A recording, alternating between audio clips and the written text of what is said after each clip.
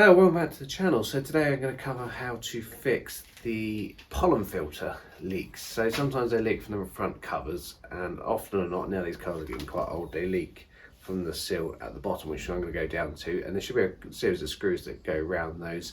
Sometimes they just need tightening up, sometimes I tend to take them out, reseal them. Sometimes the screws are so corroded I can't be bothered to drill them all out because there's about 8 each side. I will reseal the outside of them and they don't leak anymore. So I'm going to go into that today. Apologise, I got stinking cold again. It's getting to that time of year. And this fix I've done for quite a few P38s, including the 3 I've got. And it works every time, so we're going to get started with that. So first of all, we need to remove the wiper blades. As you can see, there's 2 caps on each one and a 13mm nut underneath. And then we'll wiggle the wiper blades off. And then it's a case of removing this trim here. Then you do have to be careful because the clips are no longer, you're able to buy them new. So the second hand is the only way, so be careful you don't break those off, but it's a case of applying them off gently. And then we'll move on to the actual frame itself, where you'll find the screws will be nicely rusted as always, so we might have to drill some of them out. So let's get on with that.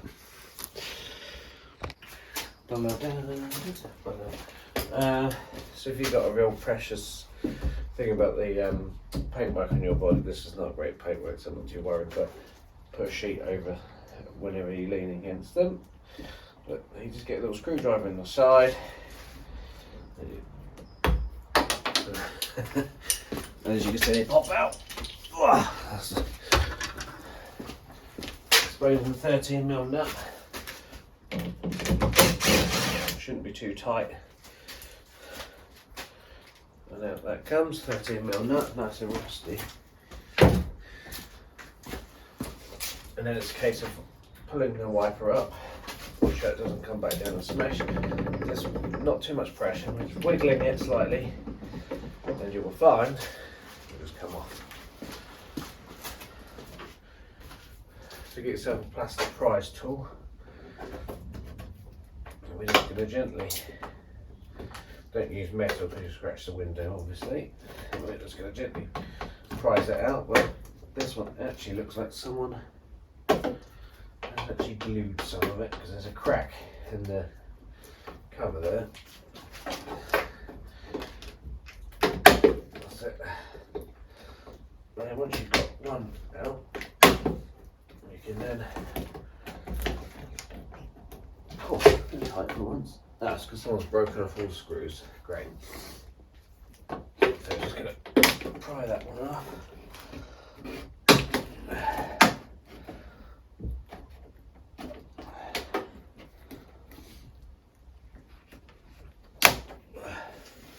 If you had a window screen at some stage, you'll find they're probably broken because they're quite rough when you come to do these.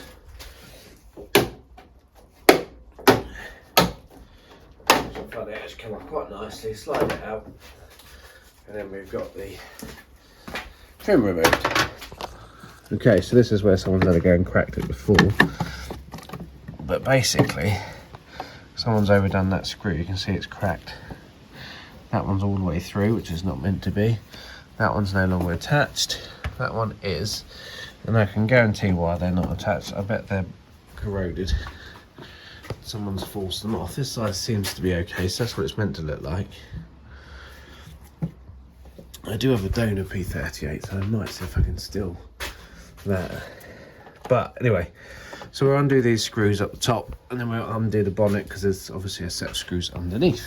So looking under the vehicle, under the bonnet, I've undone the screws. I was right, these ones are completely seized. I'll sort those out, which is why someone's actually broken them off.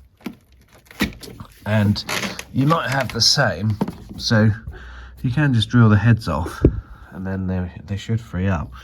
But we've got another screw here to take off this cover because they come in sections. Obviously there's this one, there is meant to be a filter or a mesh type thing to cover those up, which you can buy, so I suggest buying those to begin with. And then this side we've got the same, and we've also got a cable in there for, I can't remember what that's for. They don't all have it. It's probably the heater wiring, or some of them have an antenna GPS if they had sat nav. So I'm not sure if it's that, but anyway, we will see. So let's undo those.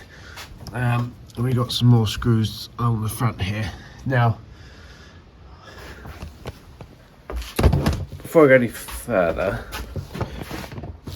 if you're watching this, then I suggest you've probably obviously got water coming into your footwells of some kind. It's either coming down where the white connectors are. Leaks can also come from the windscreen.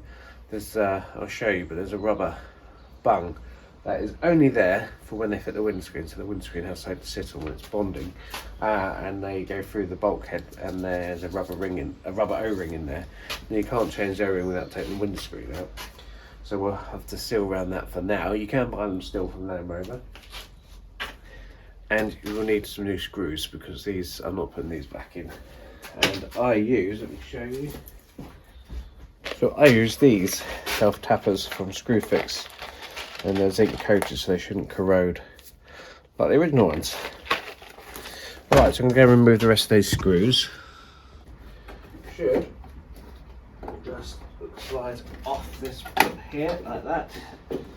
And out from the A-pillar. And there's one cover. I'm going to replace this one because obviously someone's cracked it. Okay, and then it's the same for the other side. Obviously you've got to lift it over the wiper bracket, and then this comes out once you've undone the screws, and then I'll join you once I've done that. Okay, so now we've got those removed, apart from this one. You see someone's actually punched it in on itself. These captive screw, I don't know what you call them, but they are sort of rectangular things that push in here. They do have sills behind them that the screws go into. So there's only these two are particularly interested in. This one will just drop obviously into the into this sort of bulkhead area, but these will actually drip into the pollen filters. So I might have to see if we can replace those if they still sell them. I'll put a part number in if I can find what they are. So I got the old screws out. I managed to get a pair of pliers on them and get them out. So now we need to undo these 10mm bolts. There is 1, 2, 3, 4, 5, 6. I believe there's 2 underneath the bonnet. So we'll undo the top ones on the top while the bonnet's shut. Same for that side. Obviously we do have to undo the nut that holds on the wiper.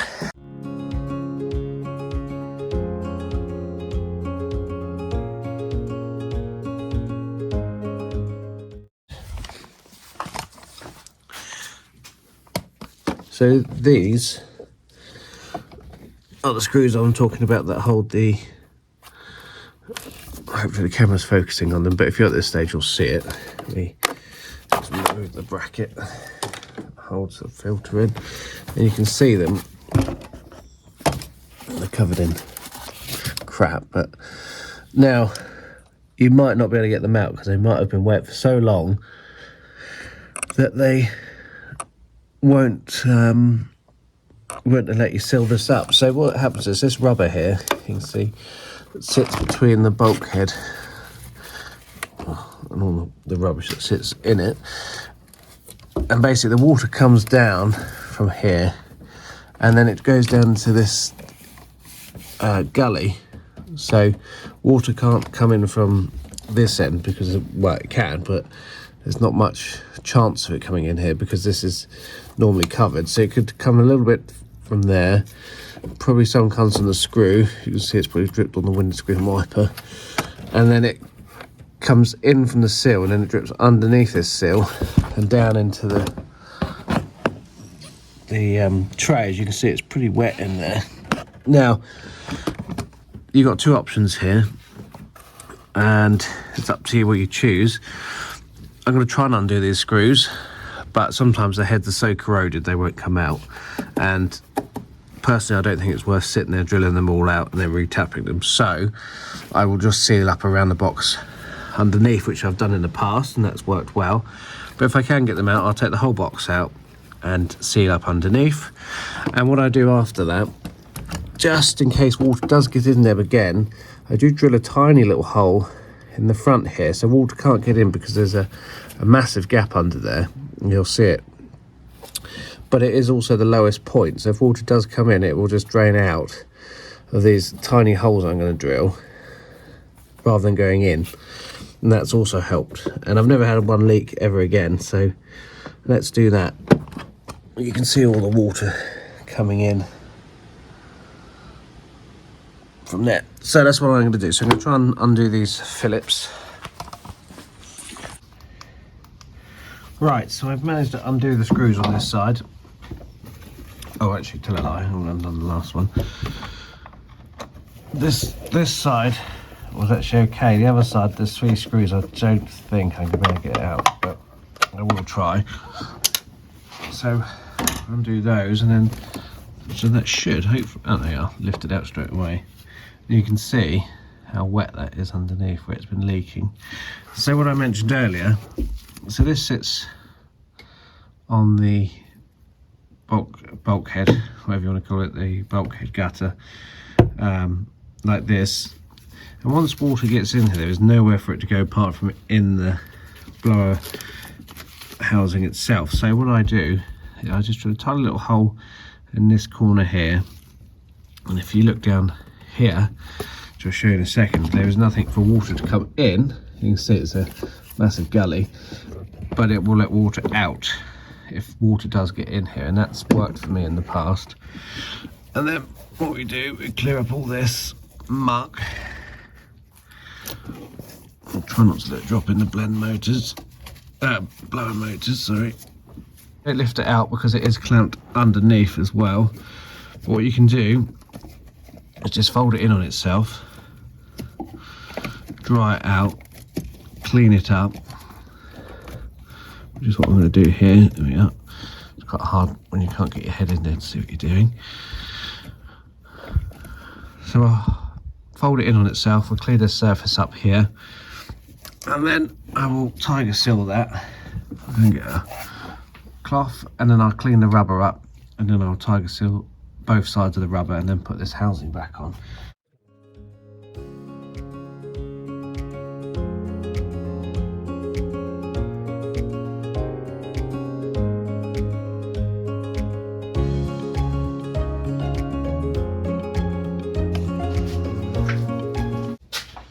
So it turns out the screws I specified earlier for the replacements actually fit in these as well. So I'm going to use those. So you don't really need to watch people do this.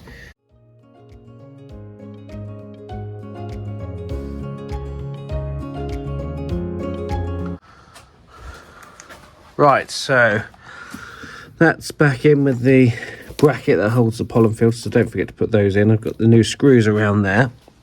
If I just close the bonnet, you're just about to see the tiny holes. I've made one there, another one there, and one just there. Now water can't come in through those because of where they're positioned, but if any water does go into them, they can drain. Now at this stage, if you want to test your work, I'm fairly confident at this stage, but if you want to test it, let it dry, and then let's get another glove on. Let it dry, and then what you can do, you can pour some water into this section in here, and you'll see the way the water flows, and around the back here, and then you can test if any water's gone into your fan housing area.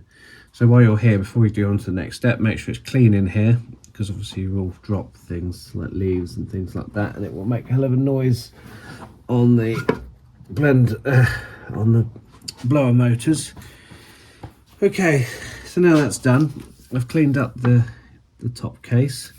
You probably noticed I've punched through one of these screw brackets holders. I can get to those once this is on, but obviously one of them is sheared off, so I need to find one of those before I can finish that.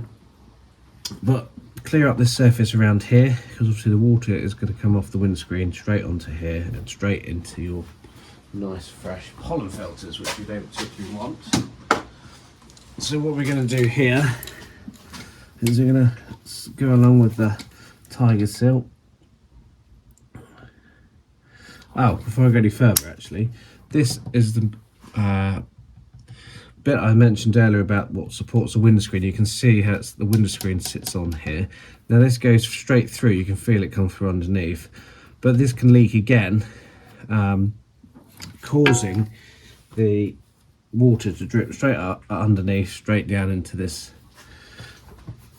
housing area. So what we're going to do, you can buy them new, but you won't be able to change it without taking the windscreen because it sits underneath.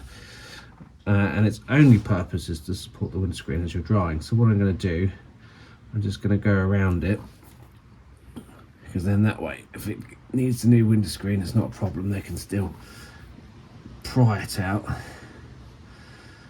and we can go around these little blocks there and around here, and anywhere there's a hole that goes through. You don't have to worry about the section down there, because we'll see if water did get in there, it would just go underneath. Okay, so that's that done. And then what we're going to do, by now you've noticed I've taken off the covers for the pollen filters. I haven't actually got any pollen filters to go back in at this stage, so I need to wait for those to arrive. So I've covered up this holder here, covered up all the holes that bolt through, including the screw hole here. I will do that one once I get a new one. I do need to clean the front of this up, but it doesn't matter at this stage because we're just doing underneath, and I've cleaned underneath, and then we're going to put that back on there, line up the holes, give it a little wiggle, and then we're going to put the bolts back in.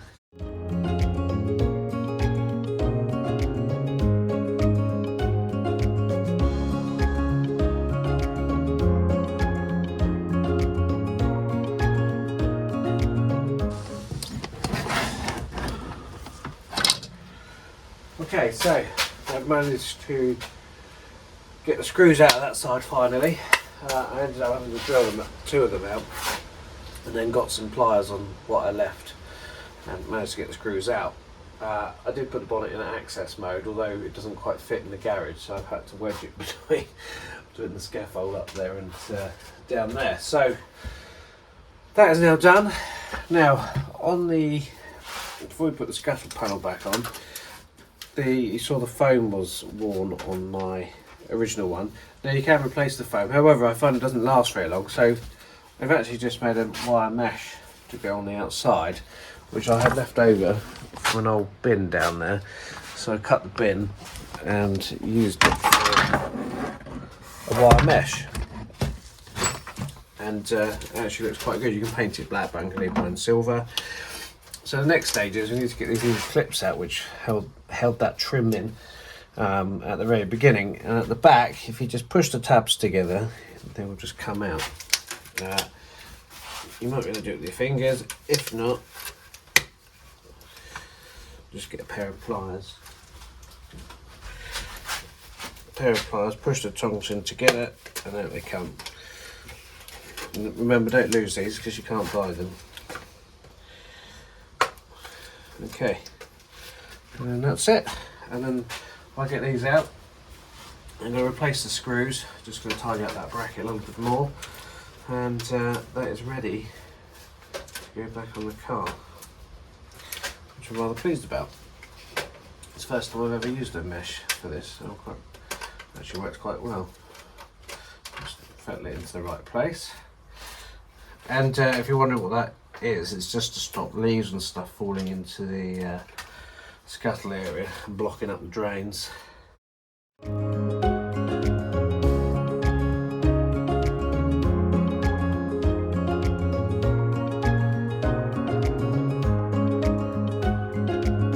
the only thing I can't do today is put the Pollen covers back on, so I need to make some kind of gasket around here. Sometimes I just seal them up with a bit of sealant, and then it's not too bad when you come to peel them off when you have to replace the pollen filters. Or you could buy like a draft door seal and cut it out, which I've done in the past, and that also seals nicely.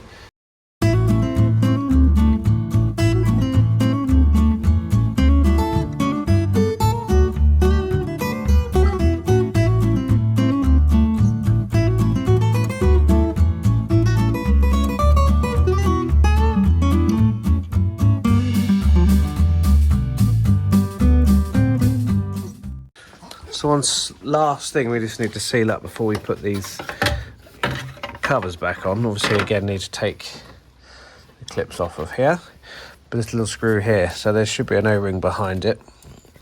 Obviously it's probably shrunk or perished, so we're going to seal up around the square and then obviously on the thread on both sides, and then we'll put the screw back through that, and then I'll address the covers, and then we'll put the mounting plate back on. Right, so the last thing to do apart from wiper blades is to put this lovely trim back on. Now, the easiest way I find is slide these clips we took off earlier and roughly line them up in the trim where the holes are, like so. You can do that, or you can slide them in from the edges, up to you. And then I haven't missed too many on this one, luckily. Now don't forget they do tuck behind the A-pillar, so as you get started it does bend easily as well, so just be careful. So we're going to line them up roughly where the holes are, so we'll tuck this in this end. I'm not going to clip it in just yet.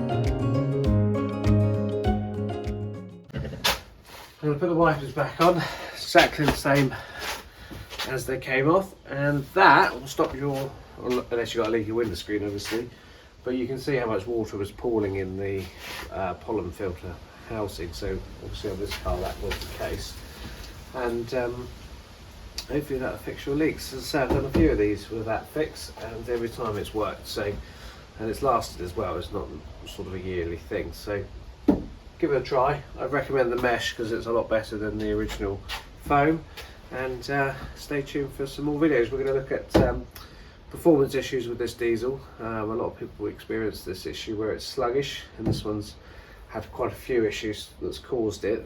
They're now rectified, but I'll make a video on that, and also it needs a front diff, so stay tuned for next time. Like and subscribe if you haven't already, and thanks very much for watching.